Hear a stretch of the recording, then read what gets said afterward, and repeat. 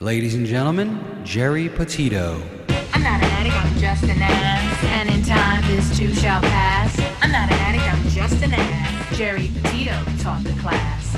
I'm not an addict, I'm just an ass. Loves the answer, the greener grass. I'm not an addict, I'm just an ass. One day at a time, free at last. When you don't know just what to do, Just what to do, just what to do. if what you're feeling is really true, Is it really true? Is it really true? just keep your ideas safe and sound. Safe and sound, safe and sound. That's exactly how change is found. Change is found, change is found. I'm not an addict, I'm just an ass. And in time, this too shall pass. I'm not an addict, I'm just an ass. Geri Petito taught the class. I'm not an addict, I'm just an ass. Loves the answer, the greener grass. I'm not an addict, I'm just an ass. One day at a time, free at last.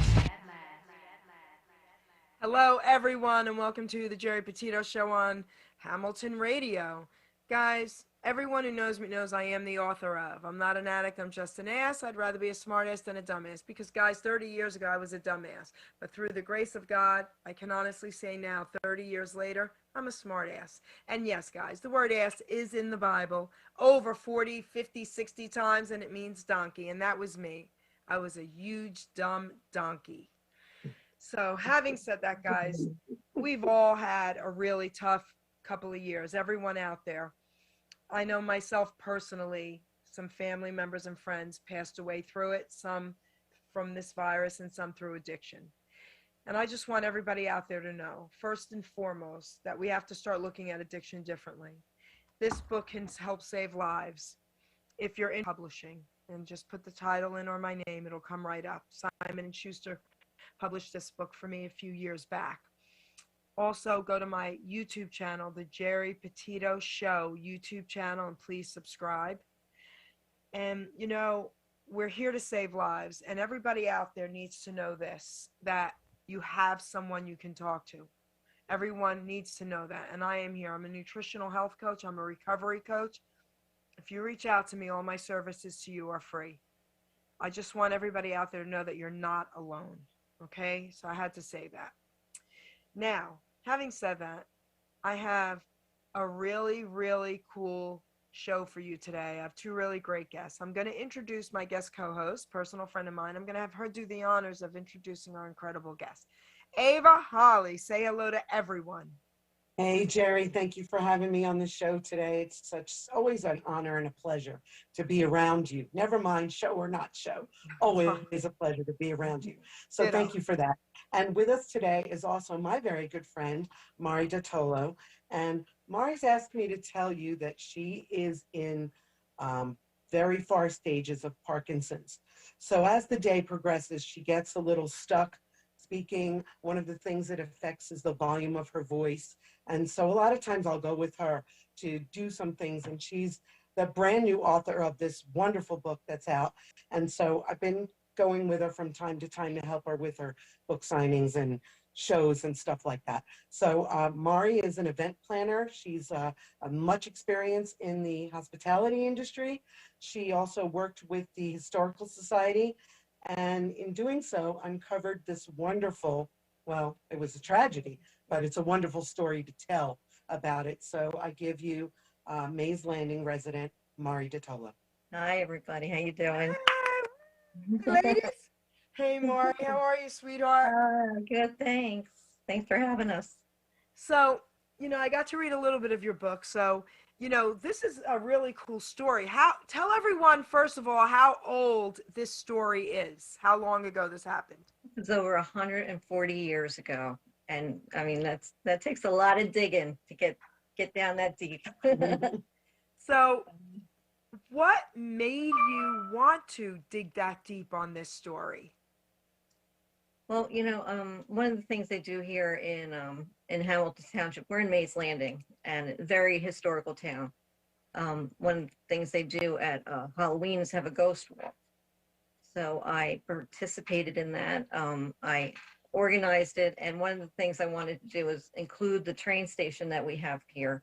It's an abandoned train station, but it's from 1929. It wasn't around during this particular event, but it is abandoned, and it's pretty cool. So I wanted to include that on the Ghost Walk. However, it's right near the event where the event Yes. happened. And I got to be part of the Ghost Yes, Walk she is how was. I found out about the story. So I know the story from sort of day one. Hmm. Yep. So cool. And anyway, the night we did that Ghost Walk, somebody had produced an article from the New York Times. And that's where we learned that there was actually, at that time, we only knew there were 3 deaths. And even that was just, shocking. And it was really shocking that it was the New York Times, because this is a little town. And back then, it was just a little village somewhere between the shore and the city. So, for the New York Times to have stepped in and write an article, that was just unheard of at that time. So could you tell everyone out there, just like, a couple minutes of exactly what took place? So this excursion had just started in June of 1880, and this was August. So we're only talking like 7 weeks in operation when this happened. The group was from St. Anne's in Philadelphia. They were Irish Catholics. 1,300 people were on this excursion, and they left from Camden. Back then, we didn't have bridges yet. So they ferried the people across the Delaware River. They left Camden early in the morning. And after that, the day went pretty well. They had a great time in Atlantic City. That's where they were heading for the beach for the day. It wasn't until the trip back when the weather changed. It was a really awful, rainy, miserable night. And what happened was these were 2 trains that were following each other. And as they hit the trestle bridge, which there's remnants still here in Mace Landing of this bridge, as they hit the bridge, the second train rolled into the back of the first train. And these trains back then were made of wood. So to have that kind of force would have, just crushed that last car. And these were steam engines. So it was the actual smokestack with all that water pressure and all that steam ending up in that last car, with approximately 60 to 70 people were in that last car. So they got scalded by the steam, right? The train went into the other train, and it was kind of stuck under the roof there, if you can imagine. And that's when the smokestack let out all the steam, and people were being scalded. They were jumping out of the train into the river. And the Trestle Bridge is right here by Mari's house. Yeah, it's only a mile away. Steam is about 200 degrees. So you can imagine, or maybe you can't. I mean, the thought of that kind of pressured water hitting these people, what that did to their skin and their, Right. I don't want to get too graphic, but it's Right. It's not a pretty sight. But the weird thing is, there's not even like a marker, a mention, a crest or something at the site. There's nothing mentioning this tragedy. The only place that it was picked up everywhere else, but right here in town. Why? Maybe you want to talk about Why that do a you little think? Well, Mays Landing also had a cotton mill here. The owner of the cotton mill also owned the railroad. Okay. Coincidentally, the accident just happened a block away from his cotton mill. Now that we're still really working on what the motive would have been if this had been deliberate. I'm not saying it was deliberate, but there were other pieces as far as the cover-up went that it's been a lot of very deep research that's taken me to the minutes on the Board of Freeholders, because there were freeholders that were actually involved with this. I've got minutes from the Pennsylvania Railroad meeting, minutes from 1880. There's just so many angles to this story. I'm not sure which direction to even take in. Well, I don't want you to tell everything about it because I want people to buy the book. Okay? So we're going to just touch on like what's going to make them say, wow, I got to get this. So what you're doing so far is perfect, but I have something I want to ask you. So really, in my mind, what probably made you really want to write the stories were ghosts involved in this. Yes, at the time I didn't know that. That Okay. first, you know, I've been down that trestle so many times now. It's actually been like the town's fishing hangout for years because the people, even people that have been living here all of their lives, did not know this story. So Okay. that was part of the mystery, like how do people grow up here and not know anything about this? Even though, yeah, it was a long time ago, but you would think for the families that have been here for generations that at least it would have been passed down, and nobody knew it. So, you know, this was really shooting out a lot of controversy to you know start sharing a story that the old timers didn't even know about. Um, That's Wait, nice to hold know. that thought. Yeah, wait, To hold go. that thought, because I have a question about that. Okay, so the old timers. Well, what made you like find out about it really? Well, it was that New York Times article. I mean, once I saw that Gotcha. three people died, Okay. and a city paper like that would come. This was like a little village. This was really, you know, there- these were little farmers, and they Yeah. did have a cotton mill, but it was you know, a little town on the way back to Philadelphia. So that's when I started digging. I got onto newspapers.com. There are hundreds, literally hundreds of articles on this event.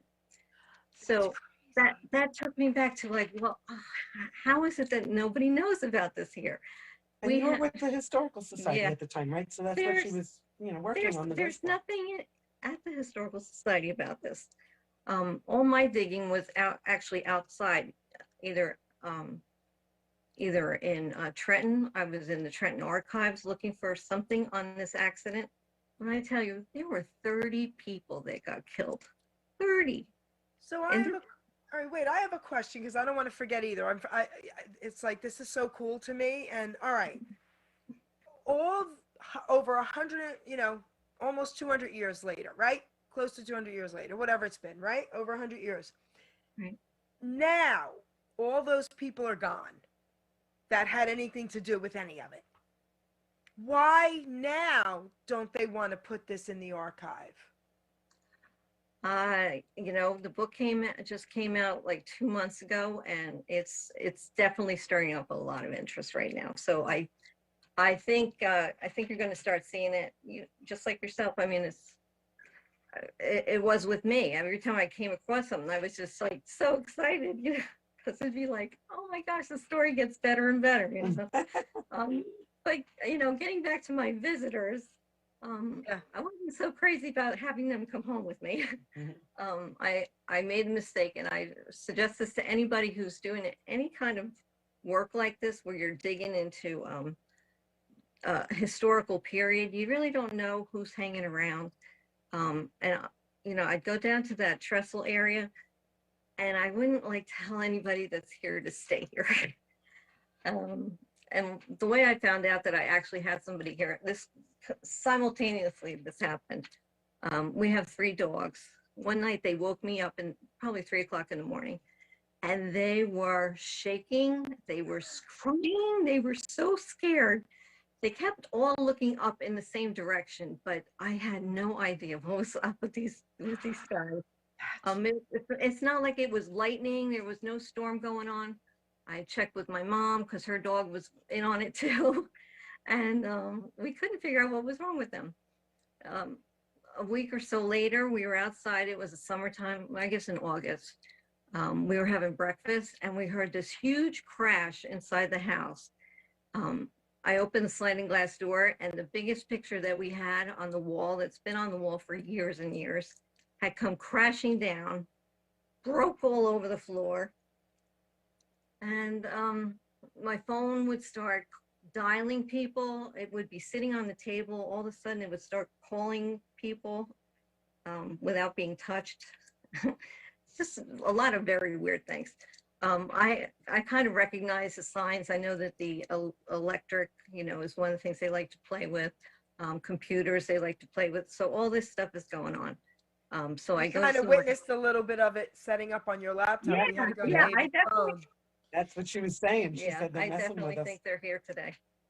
So there's a psychic that we know pretty well, Artie Hoffman. I went to go see Artie to see if he had any. I didn't clue him in on what was going on. I went as a, just a regular routine visit. And the first thing he said to me was, I have an 11-year-old girl hanging. He said, she's like hanging off your shoulder. I could not tell that at all back then. I wasn't very sensitive at that time. So I couldn't even imagine that this spirit was standing next to me. So he described what she was wearing. It was like a dirty smock and boots. He said she looks like she's probably from 18 something. And You probably fell off the chair. was like, oh my God. I said, and he knew her name was Katie, which was very weird for me because I was in the midst of writing this and I knew right away who Katie was. And I said, you mean that a ghost from a story that I'm writing is actually here? And it's a weird thing because I'm mixing a fictional, non-fictional story, and to have this spirit like kind of come to life was just so bizarre. And I said, well, what's up with like the breaking the picture and stuff? He said, she's been trying to get your attention for weeks. And that's what that was, a cry for attention. And he said, but she's not the only one that's here. He said, he said, teenage girls are a little bit older than her. Apparently the girls were looking at me as kind of like a mother figure. A lot of them had come over here from Ireland by themselves and were at the mercy of the church.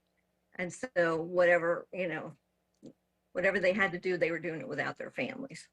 So they apparently saw me. Crazy, right? I was a Girl Scout leader once. He said, they kind of had clung on to me.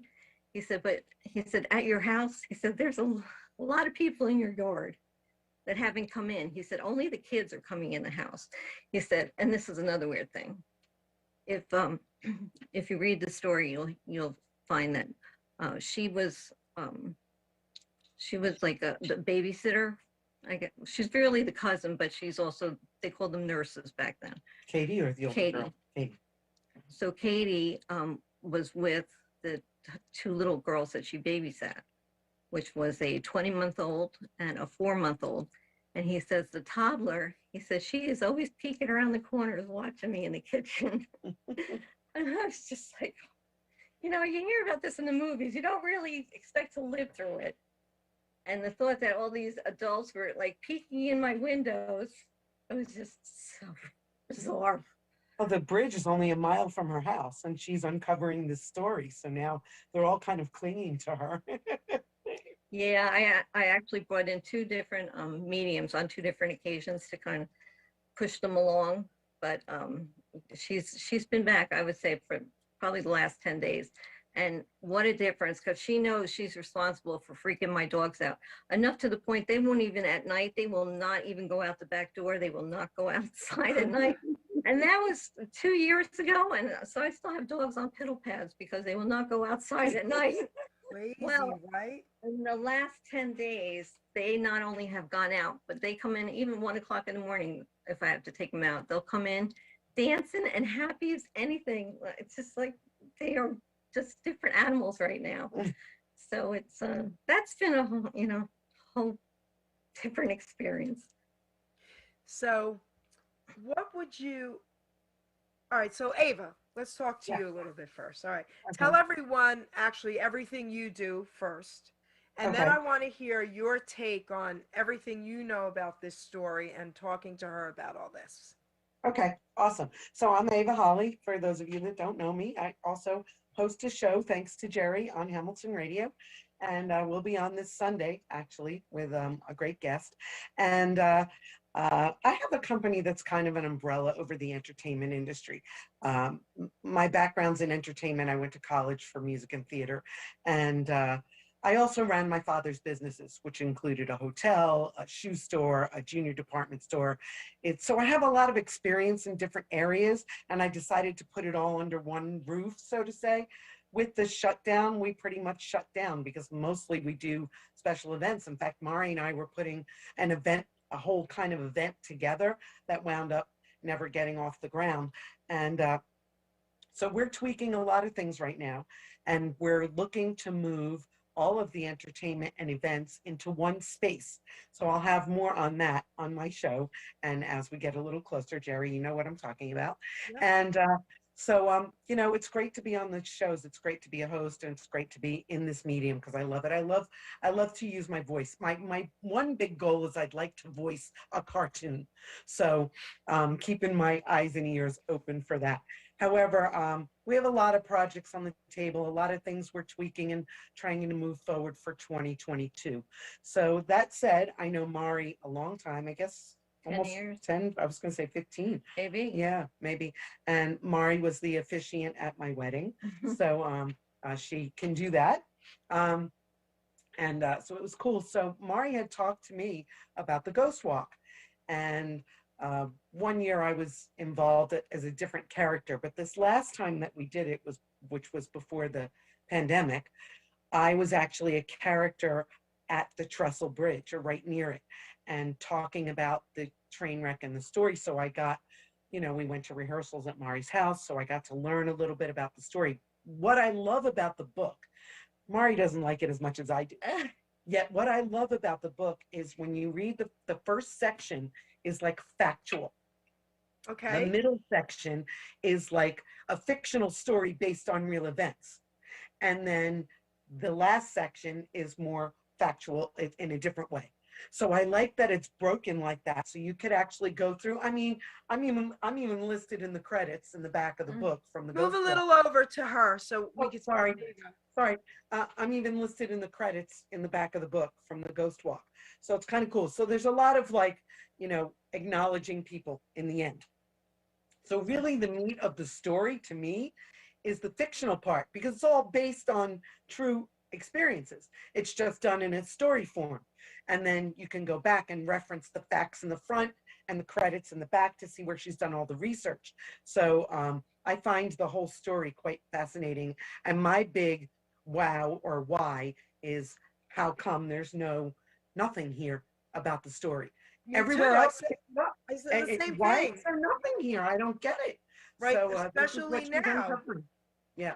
Yeah. Especially now when they're all gone. It's over 100 years old. Get it here. This book is gonna get it all here, guys.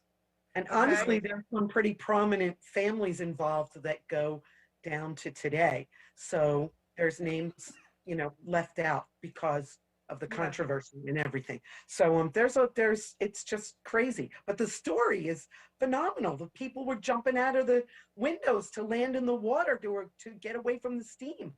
And just crazy stuff.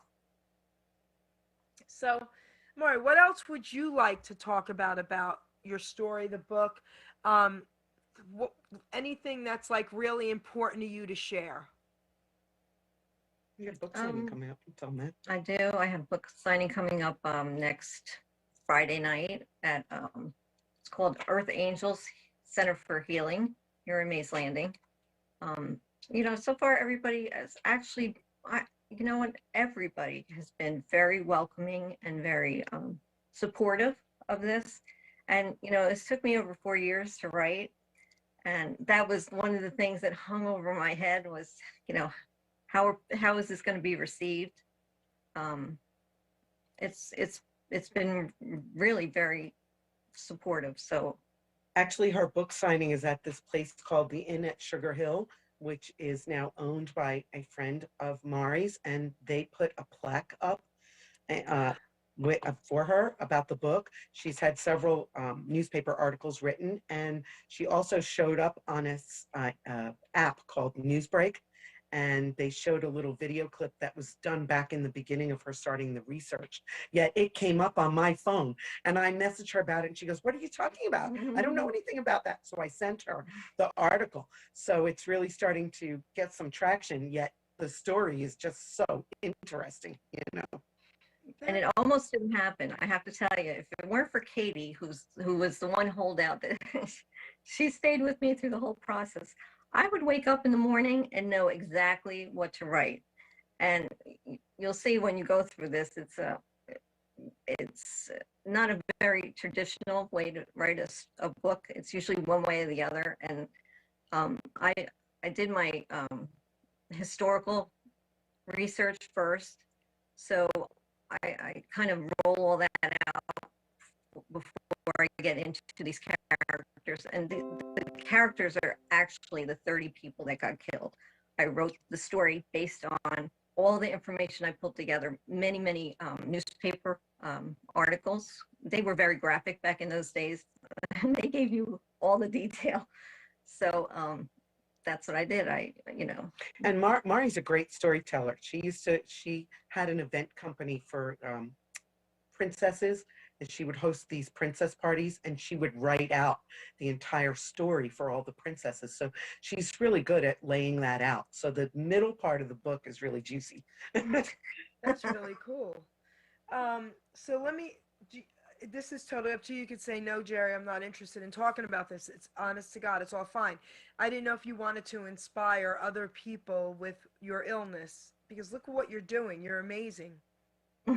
Well, thanks. Well, you know what? You never know what life is going to hand you. This is not the path I expected to be taking. I haven't even hit 60 yet. Tomorrow I hit 59 though. Happy birthday. That's right. Thanks. Yeah, it's been almost 20 years. At the time, my career was at the height. I was in Atlantic City. I was an event planner and doing very well. My kids were just leaving high school, and I was expecting to finally let my career take off. And, I got the news, and before you knew it, I was, out on disability. And that's when I started the Princess company that she was just talking, Princess Events. And I had 20 characters, and we would do events at, big event centers, would have 250 moms and daughters for tea parties with shows. And it was a lot of fun, but it was, you can only you kind of have to follow your body. And when it says it's time to give up, there's, the next page that you have to turn. He's not giving up, just moving on to the next thing. Right. Right. You're moving on to the next page. I mean, what you're doing is unbelievable. So, you're such an inspiration to so many people out there, sweetheart. Oh, thanks. I mean, you have to know that. And now, like I was saying in the beginning, the past couple of years, people need to be inspired. So I want to thank you for that. Well, thank you. That's so kind. It's the truth, absolutely. So to more fun, scary stuff. What else do you want to tell us? Like, that's, Tell them where I can get the book. Which is like scary stuff. That We'll to do me that is first. that was a little scary at first. I mean, I don't know if you've probably never have experience trying to rid your home of. But I have. Oh, have you? I have. Yeah, we're in a small club, I think, because I don't know anybody. I'll share something with you. I'm not going to get into detail because I need them away. But I had an experience. All right, you know what? I'm going to share it. Okay? Share it, because I have one too. Okay, let's share it. All right. Okay. So, my mother, she's gone now, but she had that sense of things that she ridiculously must have passed on to me. I'm not proud of that. And, most of my life, I'll know when something wrong is going to happen, something bad. I could tell you when there's going to be a death, but I can't tell you who. And that's the sad part, because I pray and I ask God to remove it. And my pastors prayed with me, and it was gone for a couple years, but it comes back. Okay. I've also had ghosts waking me up in the middle of the night, tapping me hard on my shoulder. Oh, you have no idea what I've seen. All right. So having said that, but I'm going to tell you a little girl ghost. And I always say I don't like little girl ghosts. They're the worst, okay? So when you were telling your story about, I'm like, oh my gosh, okay? So my boyfriend, actually yesterday was the 11th anniversary of the passing of my boyfriend, Dennis. We grew up together as kids, and we found our way back to each other as adults, and he passed away 11 years ago yesterday. 2 weeks before his 50th birthday of a massive heart attack. And the guy was in shape. He used to build farms, and they said he was born with an aneurysm in his heart and there was no saving him. Okay. So a friend of mine I used to run poker games. I had a poker league. So a friend of mine that used to run games for me, she couldn't make the funeral. So she's at my house and she says, one night I was doing her nails and stuff. I used to do that. And she says, can I go say goodbye at the grave? The grave was around the corner from my house at the time in Robbinsville. So I'm like, okay. And this was now at probably 10:30 at night, dark. Okay.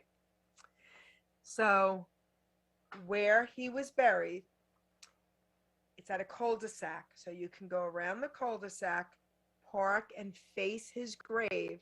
You got to walk like 12 feet, and I could keep the lights shining on it. Got it? Okay. All right.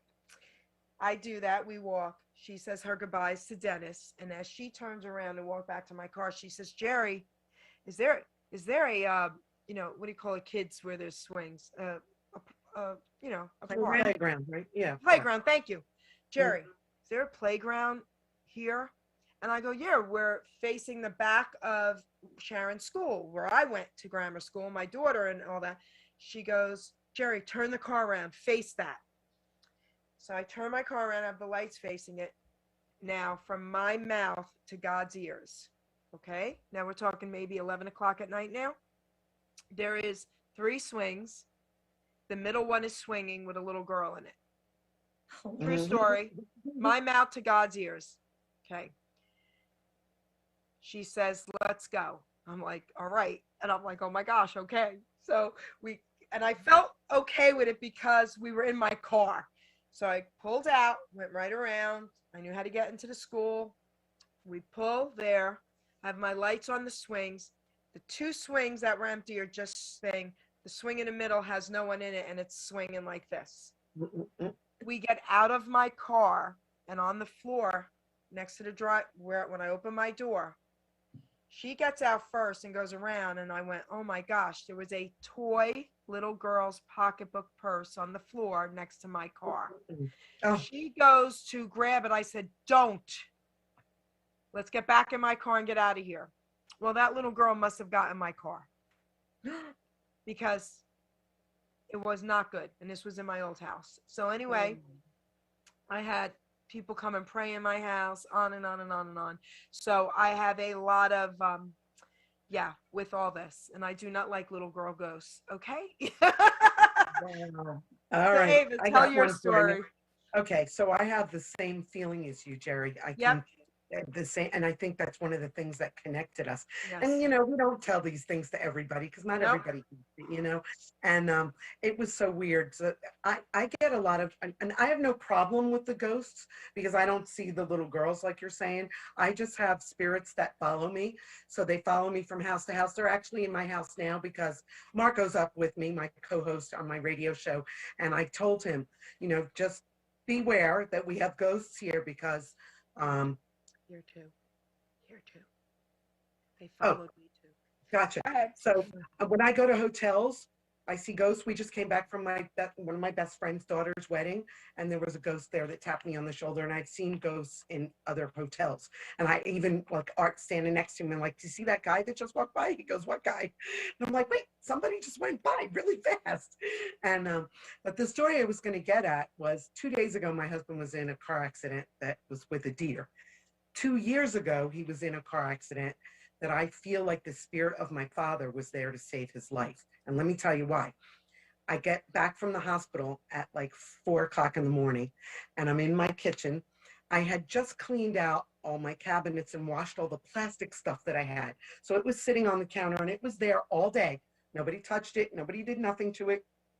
Nobody's in the house, no breeze, no nothing. And I'm at the end of the counter making a peanut butter and jelly sandwich. And a bowl jumps off my counter onto the floor. And I didn't think anything of it because I just washed all the plastic, so I just, didn't think anything of it. And 2 minutes later, another bowl jumps off the counter, even to the point where I went on Facebook and said, I don't know what you guys believe, but this is the story. I had to tell the story. The accident was on my father's birthday, and I have a picture of my mother and father right there in a little cutout opening in the kitchen. And, you know, that was that story. Yet we have the ghosts in the house all the time. They swing the garbage can thing back and forth. And one time I thought it was the popcorn ceiling, like falling down to hit the garbage. One time it was so hard. And then my husband thought I was nuts. And then he was sitting in the living room one day and he said, I heard it too. I saw it too. And it's like, sometimes they just mess with the garbage can thing, but I hear the door closing. I hear people in the other room when I'm in my bedroom and there's nobody there, even to the point where I go out to the door to see like someone's knocking at the door and nobody's there. You have the same idea I was thinking of. And so anyway, I have a lot of ghosts that hang around me. And like I said, they don't bother me because it's just like a symbiotic thing, you know. I don't You know what see else them. they do here? You know what else they do here? And this is weird. I'll hear a marble go, thump, thump, thump, thump. And I'll hear that I love it. at least once a week. And it's always at night when I'm in my room and I'll hear a marble. How's That's that? crazy. That's crazy. And I know what your house is like. There's nothing that would fall or ding or And bounce it's or always whatever. the same. So, Mari has her book open. I think she had an idea. go ahead, Maury. If you have it with you, right, on page 31, Yep. I reference 2 kids swinging on a swing. I just had to tell you that. Do you recall reading about this? Yes. On the beach? Yep. 2 kids on the beach on the swing. About halfway down where it says race you. That's See it? crazy. Oh my gosh. They tried to reach the highest point. Oh my gosh. As they swung. Mm-hmm. That's funny. Is that crazy? That's really It's weird. it's bizarre that that everything's connected. I always feel that everything is connected. You and I have talked about that before. Well, I'm going to share one of the most horrific times I got that feeling. So this is what happened that day. I got woken up at 5 o'clock in the morning and I got the voice that someone's going to die. So I wake up my boyfriend at the time and I'm like, Dennis, I have terrible, terrible feelings. Someone's going to die. Someone's going to die. And he's like, nobody's going to die. Nobody's going to die. And I'm like, when I get these feelings, it's really bad. So he had to go to work to the farm. He goes to the farm and he calls me every half hour to check on me. So about, I would probably say at like 1 o'clock, he came to check on me physically. I'm wrapped in a blanket, Ava, in my sitting room on a little couch that I had in my room at the time, and I was shaking hysterical. And I already called my daughter to pray. My one cousin who always prays, I said, pray, bad, bad, bad. And another friend, please pray. And he comes and checks on me, and I'm hysterical. And he's like, Geri, it's okay. Nobody's going to. I'm like, no. Somebody's going to die. My father had Alzheimer's at the time. My brother was really obese. He's doing great, my brother. He's not obese anymore. I thought it could have been one of them. That's how strong, the stronger the feeling, the closer to me the person is, okay? So he says, I'll call you every half hour. So again, he goes back to the farm. He calls me 1:30. He calls me 2 o'clock. He calls me 2:30. He doesn't call me at 3 o'clock. So I'm calling his phone and he's not answering. So about 3:20, I get a call from an officer. And he says, Geri, Dennis Buchel gave me your number. Can you please give me your address? We need to come and talk to you. And I said, Dennis is dead, right? And they said, Geri, please give us your address. I said, I will, but I already know in my heart. So please tell me, did he pass? Yes. And the sad part about that for me was he knew he was awake. He had the heart attack. He crashed into the farm fence. Another car, thank God, was coming and called 911 and stayed with him. When the police got there, he was still alive. And they said, who do you want us to call? And he gave them my name and number. And what was sad for me was that he knew he was dying. Like I would have felt better that he just passed, you know? Yeah. So that's what happened. And it was him. And that's why it was so strong. So this stuff happens. Yes. Going back to the accident, what I failed to say was that they had to cut my husband out of the car. He fell asleep, rode for about 2 miles asleep and crossed an intersection at a high speed. Another car was hit and nobody was hurt. He was wedged between the electrical box and a tree, and he was on his side holding the console to keep him up. They had to cut him out of the windshield, and nobody in the other car. My husband wasn't hurt for some minor injuries, although I think it messed with his head a little bit, but that's another whole story. But anyway, that's why I was saying that I think my father was there to save his life, because it happened on my father's birthday. Right. But Yes. I mean, if you saw the pictures, you could not believe that somebody would walk away from that. So I feel totally blessed. So I welcome the ghosts. I don't have the scary stories. I don't know. I just maybe block them out or something. But I know, excuse me, they're around me. And I know in somewhat part they're protecting us. So I just go with that. Maury, and you tell me if you've had any of those good experiences. I've had some good experiences where there was protection. And when I tell you protection, and it's like, oh my gosh, Lord, thank you. Like, I know, like at that moment, that was protection. You know, like silly things like this. I'll give you an example. Okay, you're on the road, and all of a sudden, you know, something happens, you have to pull over. Like I'll get a call, and I'll be like, oh, I got to take this. Let me pull over. And all of a sudden, an accident happens right in front of you. Yeah. Okay, so you know there's protection as well.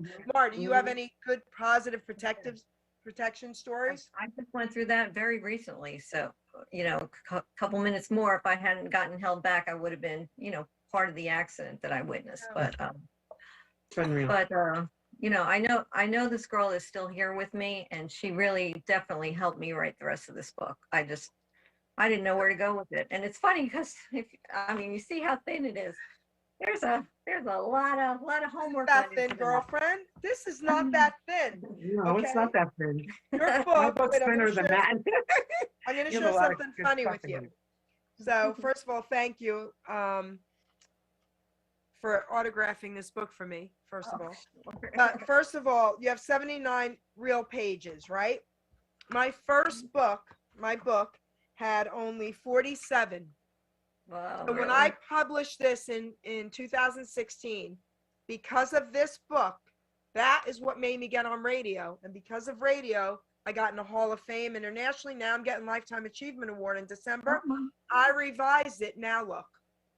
How about it? So this is perfect. But see, this is how I look at things. My book was perfect and needed to be like this then. This is perfect. This is not too thin. People don't want, believe it or not, this. Okay? They want this. That's you got everything in it. Yeah. Well, thanks. So Maury, tell them where they can get the book. Yes. Amazon's carrying it now. Okay. And if you're in the Mays Landing area, the Inner Sugar Hill is carrying it as well. Okay. So yeah, and it'll be on their and if you have a chance to look at the website, which is the same name as the cover of the book. My girlfriend, who now owns that property, found a picture in an antique store about 2 weeks ago. They're just getting ready to open this week. And this picture is a railroad track that looks like it's going up to the sky. And she stepped back and looked at it, and she just knew in her heart that they were meant to, you know, share this with the public. And she got it matted and framed and put it next to my book on the wall. And it's like a tribute. You know, we're just talking about these 30 angels that never got the attention or the acknowledgement that they should get. And that's what we're working to do, you know, get them. And you acknowledge them in the book. You have an acknowledgement section for them. And like I said, the characters are actual people. You know, I had to figure that out by, you know, going through all these newspaper articles, trying to figure out, like, you know, who is related to who and who's friends and what ages people are and where would they be working. But you know, I gotta give it to Katie. I think she had a lot to do with it. Every morning I wake up with, you know, They're telling you just what to do. That's crazy, right?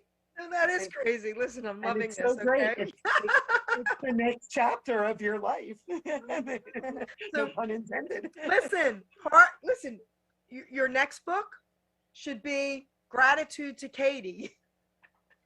We were talking about that at the diner, what the next book was going to be, because she wanted to like expand on some things. That is a good. That's a good idea. You know? Well, let me tell you what else I did. And you might, so what I did was I didn't write another book because I didn't want this I wanted to stay with this completely. So I had them revise my book. But what I did was something they said they've never really done before with anyone. I didn't change anything about my entire first part of the book. And when I got to the new thing, I'm going to show you what I said in here. Hold on one second, guys. All right. I kept the entire book the same. And then from this page on, this is the revised edition. Nice. With the date. Okay, so this is the same book, exactly, nothing touched. And then this is the new part of it. But I did add, what I did add, and someone suggested, and I thought it was a great suggestion, was to put a page of lines for notes, because they were scribbling all over my book, taking notes, and they said, you should have it. And I was like, what a great idea. So I did do that. Okay, that was Great it. idea. Yeah. Great idea. Yes, so there you go. So if you want, you can keep your same book and just tell them to revise it and start and say this page forward is the revised edition with gratitude to Katie. That is an awesome idea. You know, because I mean that's so funny. The ghost helped you. That's beautiful. I say God wrote my book because I know he did. It was written so quick. Yeah, the But ghosts listen, tell me guys. all the time. They swing my trash can cover back and forth. You know? So Katie, what would you like to close with for you? And then Ava, I'll have you speak as well. What would you like to tell your audience? Anything you want. This story isn't really so much about a train wreck. It's about acknowledging the people that suffered and died and were just never acknowledged. It's not like things like this don't go on now, but I mean, like Ava said, there is just not even a marker out there at all. And I think that's part of why they're still with us, because they're not ready to move on until we can accept that they were here. Wait, I have a question for you. Are you thinking about getting a marker for them? Oh, absolutely. Absolutely. As a matter of fact, I should just end it on this note. The proceeds from this book are going to an organization that we're hoping to turn that whole area over as a memorial site that would have benches and picnic tables. It's surrounded by water. Obviously, the Great Egg Harbor River is where they landed. But that's my big hope, a nice dedication sign and just a quiet, special place. It should be getting included actually on the bikeway that they're working to finish. It'll go from Atlantic City to Philadelphia. And that's amazing right there. Katie will be proud. Okay. So great. Oh my gosh, I'm Ava. Happy to be on the journey. Come a little with closer, Mari. Ava. Let me see Yeah, your face. we're kind of tight quarters. Sorry. Yeah, that's good. I'm happy to be on the journey with Mari, and we do a lot of things together from time to time, and we bounce ideas off of each other. And this was kind of cool. I actually introduced her to a gentleman who was going to do a documentary on this, so that's still kind of in the works a little bit, and. It's just like we're all connected, it's just crazy how we're all connected. And like I said, happy to be on the journey and being able to share, and did the ghost walk and do all that through this next chapter with Mari. So it's exciting. Well, I want to thank both of you ladies. This was so cool, so much fun. Listen, I had a blast, okay? And I still don't like little girl ghosts, but I think I like Katie. All right, I'll make one exception for Katie, okay? But this was awesome. I want to thank both you ladies. Ava, I love you, man. I'm going to see you this week, and I can't wait. Yes, thank you. I can't wait to one day meet you, Mari. I mean, you seem like an incredibly beautiful, inside and out, amazing woman that just When we brings do such lunch hope. again, we'll have to bring her. Yes, I'll have to please. bring her. Well, We'll do we got to lunch together. plan this, please. Yeah. I would love to hug her because you're such an inspiration to so many people, number one. But number two, with what you're trying to do with that site and that marker is huge and amazing. Okay, you're going to bring tears to so many people's eyes because we may not know it, but there's a lot of generations that had family members there. Okay, and when they see that, it's going to bring tears to their eyes. So Thank you so much, Geri. Thank you for having us, Geri. Always Amazing. a pleasure. Thank Amazing. you. Ruben, take us out, baby. See if Ruben's listening. Ladies and gentlemen, Geri Petito. I'm not an addict, I'm just an ass. And in time, this too shall pass. I'm not an addict, I'm just an ass. Geri Petito taught the class. I'm not an addict, I'm just an ass. Loves the answer, the greener grass. I'm not an addict, I'm just an ass. One day at a time, free at last. When you don't know just what to do. Just what to do, just what to do. If what you're feeling is really true. Is it really true? Is it really true? Just keep your ideas safe and sound. Safe and sound, safe and sound. That's exactly how change is found. Change is found, change is found. I'm not an addict, I'm just an ass. And in time, this too shall pass. I'm not an addict, I'm just an ass. Geri Petito taught the class. I'm not an addict, I'm just an ass. Loves the answer, the greener grass. I'm not an addict, I'm just an ass. One day at a time, free at last.